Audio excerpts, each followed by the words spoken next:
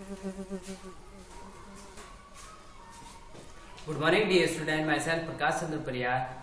Today I will explain you test paper जो हमने लिया था संडे को, वो आज अपन क्या करेंगे, इसको पूरा एक्सप्लेन करेंगे। तो अब आज आपको क्या करना है, पूरा आपका जो ध्यान है वो पूरा ब्लैक बोर्ड पे होना चाहिए। तो पहला जो क्वेश्चन है अपना मल्टीप्लिकेटिव इनवर्स, पहला कौन सा क्वेश्चन है हमारा, मल्टीप्लिकेटिव इनवर्स ऑफ 4/21। जो 4/21 है इसका मल्टीप्लिकेटिव इनवर्स लिखना है। ठीक है, मल्टीप्लिकेटिव इनवर्स क्या होता है, मैंने आपको प्रॉपर्टीज में बताया था। जब भी किसी नंबर का या फ्रैक्शन का या रेशनल नंबर का मल्टीप्लिकेटिव इनवर्स लिखना हो तो हमें उसकी क्या करनी है, रेसिप्रोकल करना है। रेसिप्रोकल का मतलब ये होता है नोमिनेटर क्या बन जाता है डिनोमिनेटर, और डिनोमिनेटर क्या बन जाता है नोमिनेटर, एक्सचेंज हो जाते हैं, इनकी प्लेसेस क्या हो जाती है एक्सचेंज। तो ये क्या बन जाएगा 4/21 क्या बन जाएगा 21/4। ठीक है, तो 21 ऊपर चला जाएगा, जो डिनोमिनेटर था वो नोमिनेटर बन जाएगा, और ये नोमिनेटर 4 था वो बन जाएगा डिनोमिनेटर। तो इसका जो आंसर होगा 21/4। जो कौन सा ऑप्शन है हमारा, जो ऑप्शन था बी ऑप्शन, वो हमारा सही है, करेक्ट है। ठीक है, तो ये पहला क्वेश्चन था। सेकंड क्वेश्चन है, सेकंड में एक प्रॉपर्टी है। प्रॉपर्टी का जो फॉर्मूला है a multiply B equals to b multiply a। यानी ये कौन सी प्रॉपर्टी है जिसमें a multiply B equals to होता है b मल्टीप्लाई a। तो इस प्रॉपर्टी का नाम क्या है, क्लोजर प्रॉपर्टी या एसोसिएटिव प्रॉपर्टी या कॉम्यूटेटिव प्रॉपर्टी। तो ये कैसा होता है, क्लोज में क्या होता है a multiply B equals to C आता है। क्या आता है, जब a और b को मल्टीप्लाई करते हैं तो उसका आंसर c, यानी दो इंटीजर को, दो रेशनल नंबर को मल्टीप्लाई करने पे वापस रेशनल नंबर ही मिलता है। और ये हमारी कॉम्यूटेटिव प्रॉपर्टी, कौन सी प्रॉपर्टी है कॉम्यूटेटिव। तो इसमें कौन सा ऑप्शन राइट होगा, सी ऑप्शन हमारा करेक्ट होगा। क्लोजर में क्या होता है, एसोसिएटिव में क्या होता है, एसोसिएट में एसोसिएट करते हैं अपन, जिसमें मोर देन 2 वैल्यू होती है, उसमें 2 से ज्यादा वैल्यू आती है।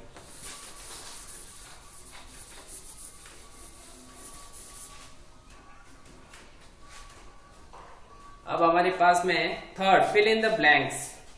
जो तीसरा क्वेश्चन है फिल इन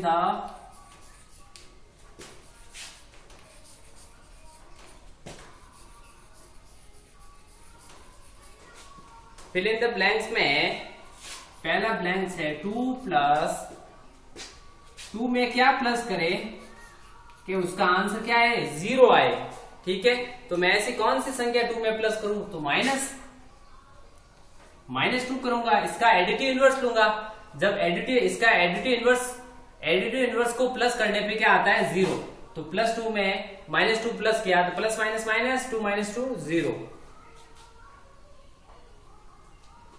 अब है b 5/7 में -5/7 में हमें क्या प्लस करना है कि उसका आंसर आए 0। तो हमें इसका भी क्या लेना है, एडिटिव इनवर्स लेना है। तो -5/7 है तो आप ले लो 5/7, तो plus minus minus 5/7 - 5/7 equals to 0। दोनों वैल्यू क्या हो जाएगी 0 हो जाएगी। तो हमें जब भी आंसर 0 लाना है तो उसमें क्या प्लस करेंगे, उसका एडिटिव इनवर्स।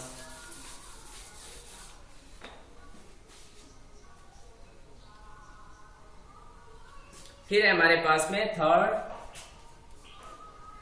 -5 को मल्टीप्लाई करना है इक्वल्स टू -5। ठीक है, यानी -5 को किस नंबर से, ये कौन सी आइडेंटिटी है 1 वाली, यानी किसी भी नंबर को अगर 1 से मल्टीप्लाई करें तो वापस वही आंसर आता है। तो देखो -5 वापस आ रहा है, इसका मतलब ये किससे मल्टीप्लाई हो रहा है 1 से। तो ये भी एक प्रॉपर्टी थी 1 वाली। फोर्थ है मल्टीप्लिकेटिव इनवर्स है। जो फोर्थ वाला क्वेश्चन है वो मल्टीप्लिकेटिव इनवर्स वाला क्वेश्चन है। -2/3 को हमें मल्टीप्लाई करना है और उसका आंसर आ रहा है 1। जब दो मल्टीप्लिकेटिव इनवर्स मल्टीप्लाई होते हैं तो उनका आंसर देखो 3/-2 ले लो आप, तो 3 से 3 कट जाएगा और 2 से -2 कट जाएगा, तो आपका क्या बन जाएगा 1। ठीक है, तो इसका उल्टा लेंगे मल्टीप्लिकेटिव इनवर्स, यानी 2/3 का -3/-2 लेंगे, तब इनका आंसर क्या आ जाएगा 1 आ जाएगा।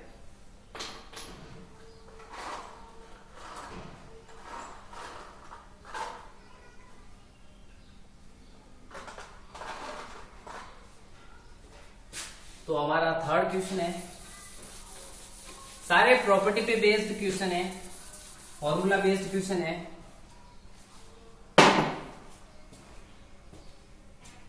फोर्थ वाला है, solve the following equation. tan equals to x + 3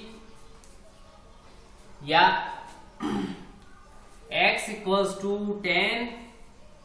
देखो ट्रांसपोज करना है 3 को, +3 को इधर लाओगे, देखो इक्वल टू है 10 का 10 इक्वल टू और x है, +3 को इधर ला रहा हूं मैं राइट हैंड साइड से लेफ्ट हैंड साइड की तरफ, तो +3 बन जाएगा -3। तो अब 10 में से 3 गया 7 बचा, तो x इक्वल्स टू 7, ये इसकी वैल्यू हो जाएगी। ट्रांसपोज करने पे जो वैल्यू बचेगी वो क्या होगी, x इक्वल्स टू 7।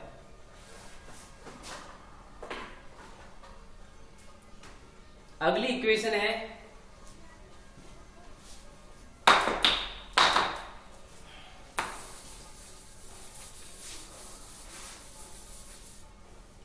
क्वेश्चन तो फोर्थ ही है हमारे पास, फोर्थ का मेरे पास में सेकेंड इक्वेशन है 6x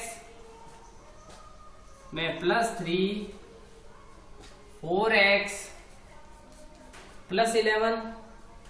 देखो 6x में ट्रांसपोज कर दो आप, 4x को इधर ले आओ, तो ये इधर आ गया, और देखो 11 यही है और +3 इधर ले आया मैं, देखो प्लस का 4x जब इधर आया तो माइनस का 4x बन गया। अब मैं 3 को उधर भेज रहा हूं, प्लस का 3 उस तरफ जाएगा तो क्या बन जाएगा -3। तो 6x में से जो 6x थे 4x गए, कितने बचे 2x, और 11 में से 3 गया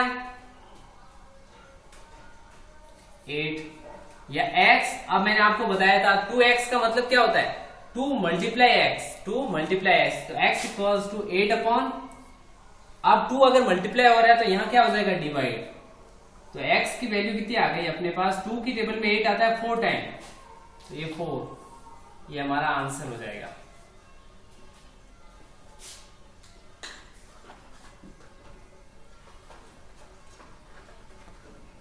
नेक्स्ट वैल्यू है,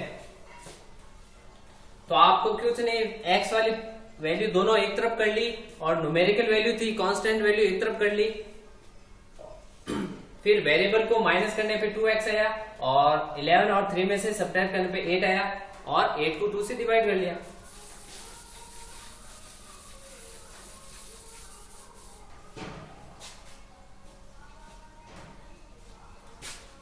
थर्ड जो है वो वेरी सिंपल है, x + 3 इक्वल्स टू 5। सबसे आसान क्वेश्चन है, x की वैल्यू निकालनी है आपको, तो 5 यही रखो आप 5 को, फिर ट्रांसपोज कर दो, +3 को ट्रांसपोज करेंगे तो बन जाएगा -3, प्लस का 3 जब लेफ्ट हैंड साइड से राइट हैंड साइड जाएगा तो बन जाएगा -3। x इक्वल्स टू 5 में से 3 गया बचा 2 आंसर, तो x की वैल्यू हो गई 2, x की कितनी हो गई 2 वैल्यू हो गई।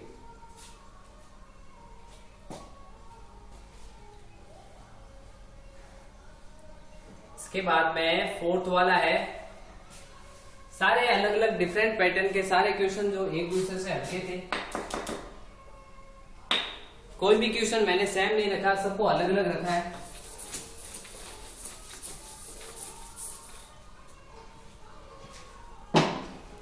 अब है हमारे पास में फोर्थ वाला है t/5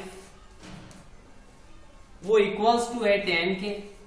तो देखो हमें t की वैल्यू निकालनी है, तो t इक्वल्स टू 10, सब देखो प्लेसेस किसकी भी चेंज नहीं की, t का t इक्वल टू 10। अब 5 डिवाइड हो रहा था लेफ्ट हैंड साइड में, तो राइट हैंड साइड में क्या होगा मल्टीप्लाई होगा, लेफ्ट हैंड साइड में क्या होगा, ये मल्टीप्लाई होगा, तो t की वैल्यू आ गई इक्वल्स टू 10 5 50। ये भी बहुत आसान क्वेश्चन था।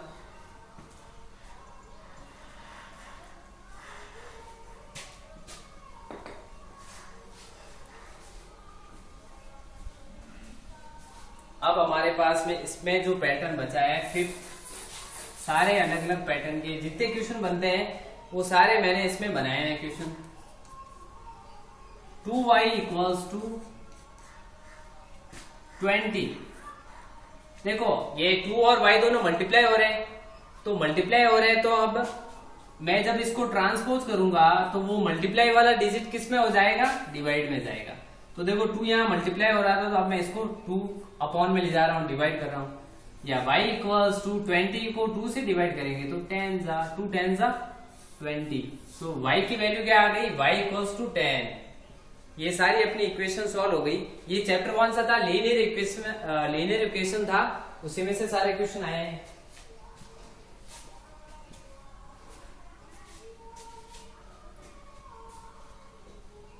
अब जो लास्ट क्वेश्चन बचा है वो है रेशनल नंबर में से। जो फर्स्ट चैप्टर था रेशनल नंबर, उसमें से हमने फाइंड आउट करना सिखाया था मैंने आपको कि how to find rational number between two numbers.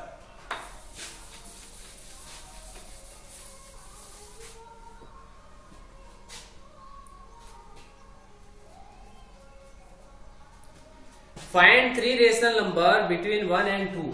तो देखो कितने फाइंड करने के लिए बोला हमें 3, यानी अगर 3 n बराबर 3 बोला है तो हमें क्या करना है n+1, यानी 3 + 1 इक्वल्स टू 4 से मल्टीप्लाई करना है। किससे, 4 से। तो देखो 1 को करो 4 से, 4 3 2 को भी करो 4 से, 4 2 जा 8।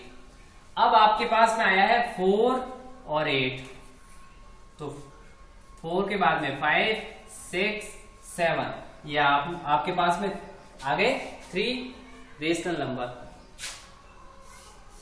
तो देखो हमें क्या करना है, जब सिंगल डिजिट में रेशनल नंबर दे कि n बराबर 3, कोई 3 रेशनल नंबर निकालना है, तो हमें क्या करना है n+1, उसमें एक प्लस करना है।